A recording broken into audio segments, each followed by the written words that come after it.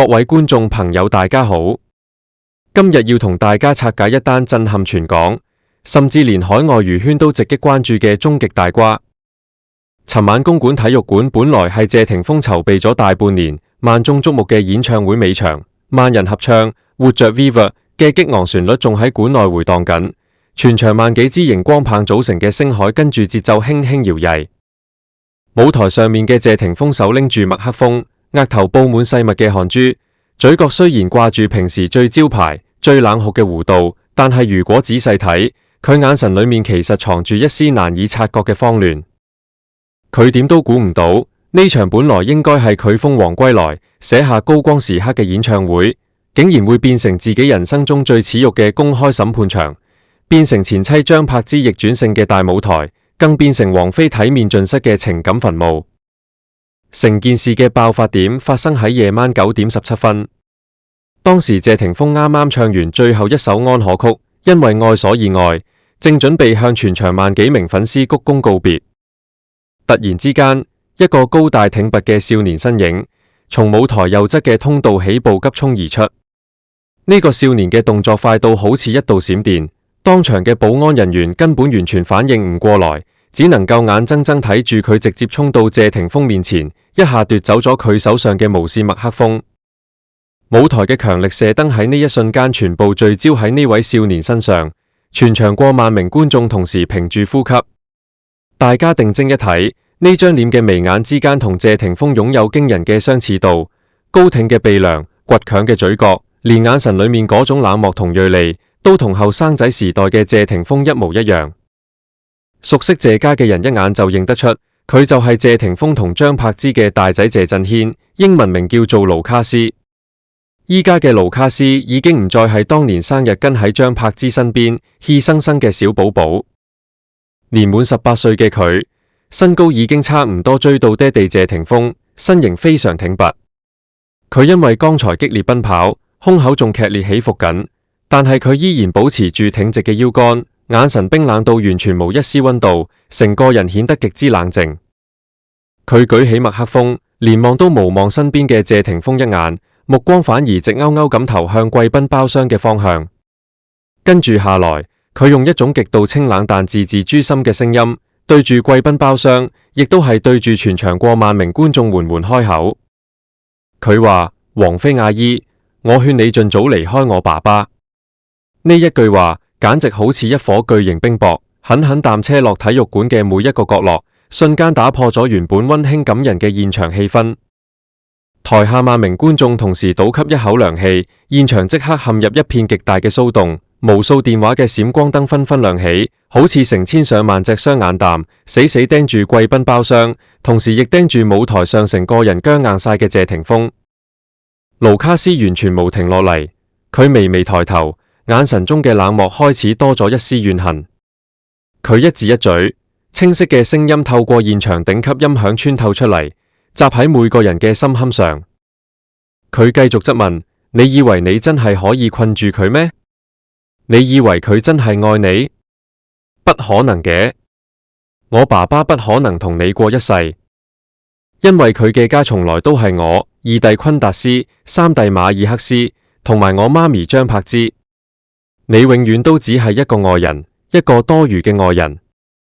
愛人呢兩個字好似一把碎咗毒嘅尖刀，狠狠咁插進王菲嘅胸口，同時亦狠狠咁插進謝霆鋒嘅心。當時喺貴賓包廂裏面，王菲着住一身黑色絲絨長裙，原本清冷孤傲嘅塊臉上面冇任何表情，但係喺聽到盧卡斯呢番話嘅瞬間，佢對眼立刻紅腫晒。佢喺包廂裏面足足沉默咗3秒鐘，突然之間，一聲極之淒厲嘅大笑從包廂傳遍全場。嗰種笑聲裏面完全無半分喜悅，只有深入骨髓嘅絕望同諷刺，穿透門縫彌漫成個公館，聽得現場每一個人都不寒而慄。王菲笑住笑住，眼淚就控制唔住咁從眼角滑落，順住蒼白嘅面頰流落嚟，滴喺昂貴嘅絲絨長裙上面，暈開咗一小片濕痕。喺呢一刻，呢位高高在上嘅天后再都維持唔住平時超然物外嘅高冷，佢用雙手死手掩住塊臉，膊頭劇烈咁顫抖，笑聲逐漸變成咗徹底崩潰嘅痛哭，哭聲非常嘶啞，充滿咗無盡嘅委屈同不甘。幾分鐘之後，佢猛咁放低雙手，眼神完全空洞，臉上雖然掛住未乾嘅淚痕，但嘴角竟然浮現一抹詭異嘅笑容。佢連舞台都費事再望一眼，一句話都冇講，拎起手邊嘅高級手袋，步履蹣跚，踉蹋咁站起身，直接走出咗貴賓包廂。走廊嘅昏暗燈光映襯住佢條背影，顯得無比孤獨蒼涼，同時帶住一種破罐破摔嘅狼狽，好似一隻被全世界拋棄嘅喪家之犬，一步一步消失喺通道嘅盡頭。呢一晚，天后王妃維持咗大半生嘅該傲同體面，被18歲嘅盧卡斯用一嘴話徹徹底底撕碎，碎到連渣都無剩。而喺舞台中央，謝霆鋒整個人好似中咗定身咒咁僵喺原地，臉色慘白得好似一張紙，嘴唇不斷囉嗦，對手完全不受控制咁狂震。佢手上拎住嘅另一個麥克風，當一聲掉落舞台地板，一路碌到去盧卡斯嘅腳邊。謝霆鋒望住眼前呢個眼神冷漠嘅大仔，眼神裏面填滿咗錯愕、愧疚、無奈，同埋一種難以言喻嘅極度痛苦。佢張大個嘴想要講啲咩，但喉嚨好似被卡住咁，發不出任何聲音，仿佛全身上下嘅力氣喺呢一瞬間被徹底抽乾。就喺呢個時候，盧卡斯彎腰執起地下嘅麥克風，再次遞到謝霆鋒面前。佢眼神依然好似萬年冰山咁寒冷，無半點溫情，語氣裏面帶住不容拒絕嘅嚴厲質問。佢話：爸爸，你敢唔敢同我講，三弟馬爾克斯唔係你親生？你敢唔敢同我講，你唔欠我媽咪，唔欠我哋三兄弟？你敢唔敢同我講，你心裏面完全無我哋嗰個家？三個敢唔敢，好似三把重錘咁，狠狠砸喺謝霆鋒嘅心房。謝霆鋒再都頂唔順啦，佢雙膝一軟，重重咁跪咗喺舞台中央。佢用雙手緊緊抱住個頭，當住過萬名觀眾嘅面放聲嚎啕大哭。嗰種喊聲絕對唔係硬漢強忍淚水嘅哽咽，亦唔係偷偷抹眼淚嘅委屈，而係一種徹徹底底嘅精神崩潰同失控。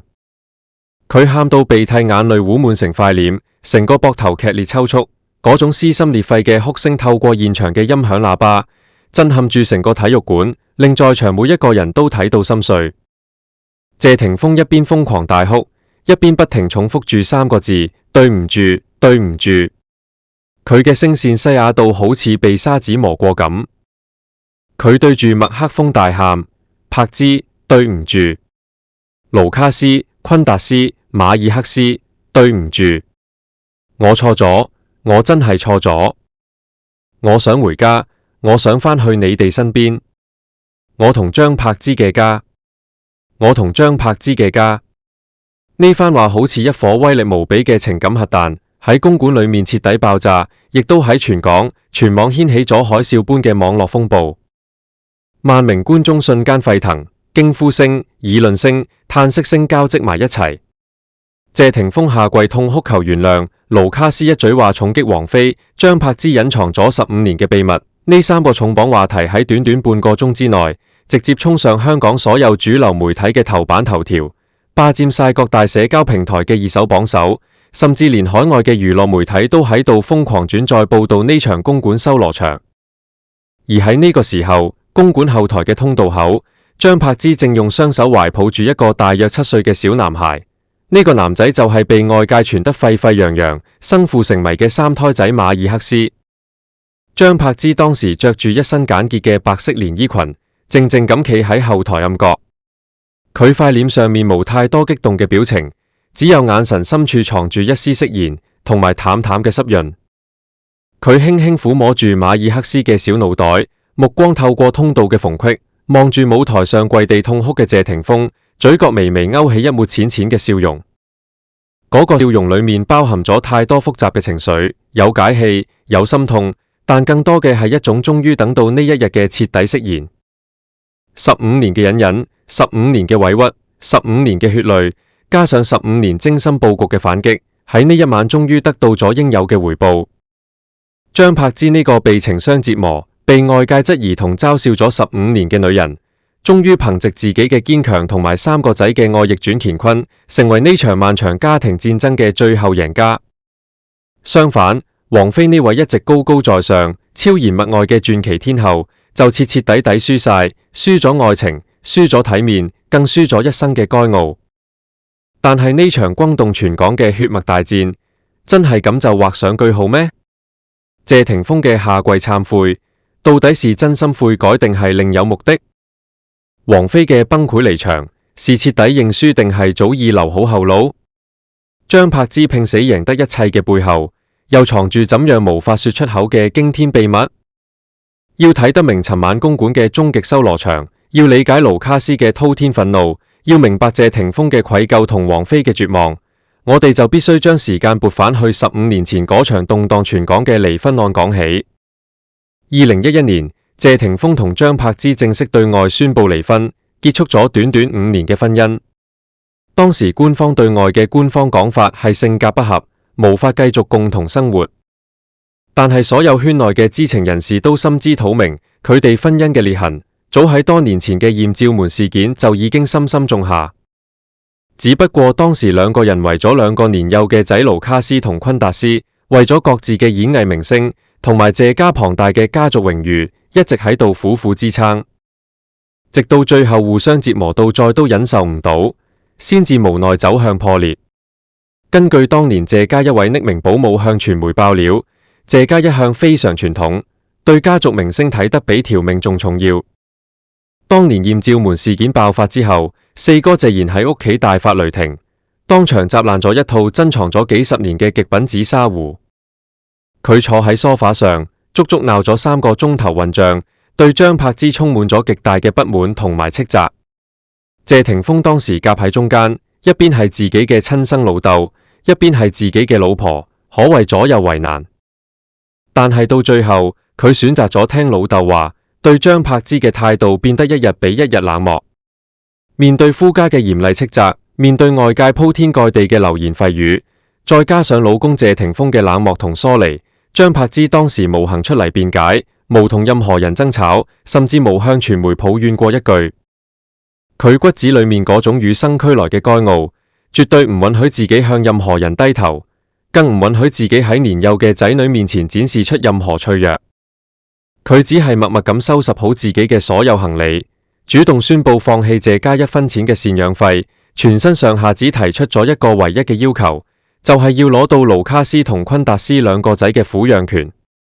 佢要帶住2個仔遠走高飛，遠離香港呢個是非之地，去過安靜嘅生活。張柏芝嘅多年閨蜜兼鐵粉喺接受獨家專訪嘅時候，紅住眼眶透露，張柏芝當時同佢講，自己完全唔想依靠謝家，更唔想被出面嘅人講成係靠謝家揾飯食，更加唔希望自己嘅親生骨肉喺謝家嘅巨大壓力同埋外界嘅流言蜚語中長大。張柏芝話自己一個人一樣可以帶大佢哋，就係憑住呢股硬頸，張柏芝帶住2個仲讀緊幼稚園嘅仔遠走加拿大，從此同香港謝家幾乎斷絕咗所有實質聯繫。喺加拿大隱居嘅日子，張柏芝一個人扛起咗普通人難以想象嘅生活重擔。佢既要貼身照顧2個仔嘅日常飲食起居，每日接送返學放學，又要時刻應對外界媒體嘅各種無端猜測同質疑，仲要不斷努力揾錢，確保俾到孩子們最好嘅成長環境。根據當年狗仔隊偷拍到嘅相片顯示，嗰幾年裏面，張柏芝經常好似普通家庭主婦咁，一個人帶住2個仔去超級市場買餸、逼地鐵、送返興趣班，身邊無助理無保鏢，同普通嘅單親媽媽完全冇分別。有一次，狗仔隊拍到張柏芝帶住盧卡斯同昆達斯去公園玩，細仔昆達斯唔小心跌親個膝頭哥，痛到放聲大哭。張柏芝一邊蹲喺地下，小心翼翼咁幫個仔處理傷口，一邊自己強忍住眼淚溫柔咁安慰個仔，但其實佢自己嘅眼眶早就已經紅晒。嗰一刻，佢根本唔係咩光鮮亮麗嘅金像影后，只係一個心痛骨肉、獨自撐起半邊天嘅偉大母親。相反，謝霆鋒喺同張柏芝離婚之後冇幾耐，就同自己嘅世紀初戀王菲宣布復合。2個人過起低調嘅同居生活，不時會被媒體拍到一齊拍拖出行，日本滑雪或者睇演唱會嘅甜蜜畫面，儼然一對沉浸喺二人世界嘅恩愛伴侶。據知情人士爆料，謝霆鋒對王菲可以用傾盡全力嚟形容，不僅花費重金為王菲買下價值2億港幣嘅頂級豪宅，仲推掉咗大量嘅內地工作，專門抽時間陪伴王菲。甚至有傳言指，佢為咗王菲，極少主動聯繫自己喺加拿大嘅2個親生仔，更唔使講飛過去加拿大探望。而王菲呢個人向來性格超然神秘，對於謝霆鋒同前妻生嘅2個仔，一直都保持住好遠嘅距離。佢奉行一套不過問、唔打擾、唔親近嘅3不原則。根據香港媒體報道，王菲同謝霆鋒復合咁多年，同盧卡斯以及昆達斯見面嘅次數屈指可數，甚至從來無主動關心過2個孩子嘅生活與成長，因此被港媒私底下封為3不天后。有一次，謝霆鋒帶住大仔盧卡斯去見王菲，出於禮貌，盧卡斯主動叫咗一聲王菲阿姨，點知王菲當時只係淡淡咁點咗點頭，冇做出任何熱情嘅回應，甚至連眼皮都冇抬一下，繼續低頭玩自己嘅電話。嗰一刻，年幼嘅盧卡斯眼神瞬間變冷，默默淡行開咗。從此之後，佢再都冇主動叫過王菲一嘴阿姨。呢份來自長輩嘅冷漠，從嗰一刻起就深深紮根喺盧卡斯嘅心底，隨着年齡嘅增長，逐漸演變成咗無法化解嘅怨恨。表面上，呢幾年大家各安天命，一切都顯得風平浪靜。張柏芝帶住2個仔喺加拿大過住低調而辛苦嘅單親生活，謝霆鋒就同王菲恩恩愛愛享受人生。但實際上，平靜嘅水面下暗流洶湧，一段被刻意隱藏嘅驚天秘密正喺度悄然醞釀，一場遲來嘅終極復仇正在慢慢鋪陳。而呢一切嘅源頭，全部都始於2018年張柏芝第3胎仔馬爾克斯嘅突然出生。2018年11月，張柏芝突然透過經紀人向全港對外宣布，自己已經平安產下第3胎親生仔，取名張禮成，英文名叫做馬爾克斯。呢個消息一出，簡直好似喺娛樂圈投下咗一包烈性炸藥，全港媒體瘋狂進行地毯式報道，所有人都在茶餘飯後猜測，呢個3胎生父到底是何方神聖？有人猜測係新加坡嘅8億富商，有人估係加拿大嘅外籍工程師，甚至有人傳係張柏芝利用高科技冷凍精子生下來嘅孩子。各種稀奇古怪嘅猜測層出不窮，流言蜚語再次將張柏芝推向咗道德同輿論嘅風口浪尖。面對外界排山倒海嘅猜測同埋惡意質疑，張柏芝咁多年來從來無出過一句聲澄清，佢只係默默咁撫養住3個仔，喺自己嘅社交平台上分享嘅全部都係一母3子嘅溫馨合照，一會兒帶孩子去遊樂場，一會兒陪孩子食飯做遊戲，畫面望落去非常溫暖幸福。但係只要有心人仔細觀察，就不難發現呢個小仔馬爾克斯長大之後嘅眉眼之間，同謝霆鋒小時候擁有驚人嘅相似度。嗰個倔強嘅嘴角、深邃嘅眉骨，同埋眼神之中展現出嚟嘅那股堅毅，簡直同後生仔時代嘅謝霆鋒倒模出來咁。其實娛樂圈嘅頂層圈內人早就知道呢個公開嘅秘密。一位不願透露姓名嘅香港金牌經紀人喺接受周刊訪問嘅時候，就匿名透露咗一個驚天內幕。佢指2018年張柏芝喺醫院生馬爾克斯嘅時候，謝霆鋒其實曾經秘密現身過深圳嘅高檔私家醫院。佢當時大手筆包低咗整整1層樓，親自安排咗院內最好嘅名醫同埋私家護士全程待命，成個過程做到滴水不漏，連同居嘅王菲都完全被瞞在鼓裏。而且老叔父謝賢當時仲專程由香港坐車飛奔去深圳醫院，手上帶住一個精緻嘅首飾盒，裏面裝嘅唔係現金，而係謝家祖傳價值連城嘅一隻翡翠玉。謝家有一個鐵一般嘅家規，呢隻玉器只傳給擁有謝家血脈嘅親生骨肉，如果唔係謝家嘅人，一概連摸都冇得摸。由此可見，謝家上下由老到大，其實一早心知肚明馬爾克斯就係謝霆鋒嘅親生骨肉。既然一早知情，咁點解當年唔大方公開？點解要由得張柏芝一個人去承受出面所有難聽嘅流言蜚語？點解要等一個啱啱出世嘅無辜嬰兒馬爾克斯，由一出世開始就要面臨生父成謎、被網民質疑嘅尷尬局面？答案其實非常殘忍，全部都係因為王菲。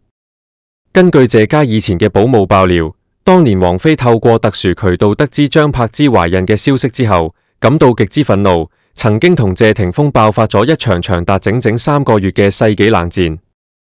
喺冷戰期間，性格決絕嘅王菲只對謝霆鋒講咗一嘴話，而呢嘴話足以令謝霆鋒一生動搖。王菲當時話：你自己揀，要個仔定係要我？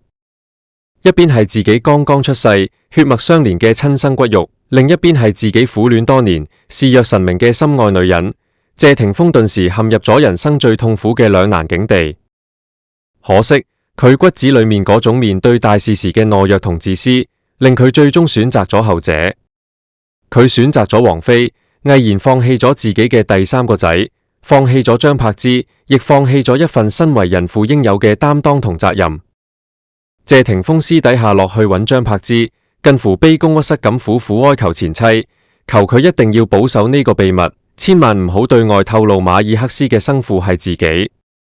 佢當時仲拍住胸口承諾，以後一定會加倍補償張柏芝，補償3個仔，承諾以後會暗中好好照顧佢哋3母子，甚至提出一次過俾出高達5億港幣嘅天文數字撫養費。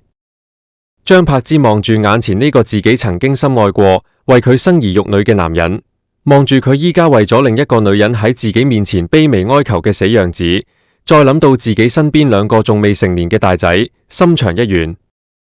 佢當時唔想因為呢件事再次喺香港掀起滿城風雨，唔想等自己嘅孩子再次受到2次傷害，更加唔想睇到謝霆鋒夾喺中間做人太過難堪。於是佢最後點了點頭，答應咗謝霆鋒嘅自私請求，選擇咗長達數年嘅委屈隱忍。但係面對嗰張價值5億港幣嘅巨額支票，性格剛烈嘅張柏芝卻當場斷然拒絕。佢眼定定咁對住謝霆鋒話：我想要嘅從來都唔係錢，我想要嘅係你對親生骨肉應有嘅責任。但係如果你做唔到，咁呢啲錢對我來講一文都唔值。張柏芝呢一忍就足足忍咗7年。而對於謝霆鋒當年拋妻棄子、狠心離婚嘅痛恨，對於佢咁多年來對2個大仔不聞不問嘅怨氣，張柏芝喺心裏面整忍咗15年。而大仔盧卡斯同二仔昆達斯呢？佢哋2兄弟從小就非常生性懂事，咁多年來，佢哋親眼望住媽咪一個人打幾份工，辛辛苦苦帶大佢哋3兄弟，親眼望住媽咪因為3胎嘅事被網民冷嘲熱諷，話佢生父成謎，親眼望住最痛愛嘅細弟馬爾克斯喺學校或者網上被人惡意叫做私生子、野仔，同時佢哋又親眼喺電視娛樂新聞上望住自己嘅親生老豆同王菲喺出面恩恩愛愛、出雙入對，但對自己親生嘅仔女卻不管不顧，甚至連一通關心嘅電話、一句生日嘅問候都冇。佢哋嘅心靈深處早就填滿咗無盡嘅委屈、憤怒同埋不甘心。今日嘅八卦拆解就去到呢度，唔知各位觀眾朋友對於呢場公館修羅場、謝霆鋒跪地認親、王菲狼狽離場嘅驚天大瓜有啲咩睇法呢？你哋覺得張柏芝應唔應該原諒謝霆鋒，等佢仲新返家？歡迎大家在影片下方積極留言、點讚、分享俾身邊嘅朋友，記得訂閱我哋嘅頻道並開啟小鈴。我哋下期再見。